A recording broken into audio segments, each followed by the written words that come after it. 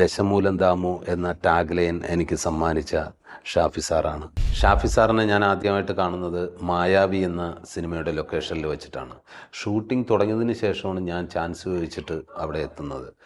അന്ന് ഷാഫി സാറും റാഫി സാറും എല്ലാവരുമായിട്ട് പരിചയപ്പെടാനും അന്ന് തുടങ്ങിയൊരു ബന്ധമുണ്ട്. എന്നിട്ട് ഈ ലൊക്കേഷനിലൊക്കെ നമ്മുടെ സീൻ എടുത്തു കഴിഞ്ഞാൽ, അല്ലെങ്കിൽ ഏതെങ്കിലും ഒരു ഷോട്ട് എടുത്തു കഴിഞ്ഞാൽ, ഞാനീ തുടക്കക്കാരനല്ലേ, ഞാനൊന്ന് ദൂരെയൊക്കെ മാറി നിൽക്കുക. എനിക്കിതെന്താണ്, ഇതിൻ്റെ ചിട്ടവട്ടങ്ങൾ എന്തൊക്കെയാണെന്നൊന്നും അറിയില്ല.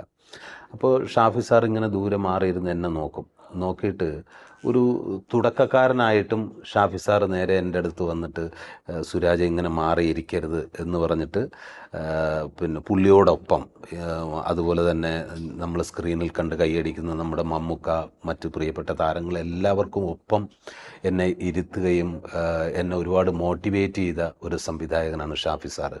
ഇപ്പോൾ ഒരു സീൻ എടുത്തു കഴിഞ്ഞാൽ, ഇല്ലെങ്കിൽ ആ സിറ്റുവേഷൻ മനസ്സിലാക്കിയിട്ട്, സുരാജെ ഇവിടെ നമുക്ക് എന്തൊക്കെ ഇതിൽ ഇംപ്രവൈസ് ചെയ്യാൻ പറ്റും അതെല്ലാം ചെയ്യണം എന്ന് പറഞ്ഞു തരികയും ഒരു നടനെന്ന രീതിയിൽ എന്നെ ഒരുപാട് മോൾഡ് ചെയ്ത ഒരു സംവിധായകനാണ് ഷാഫി സാറ്.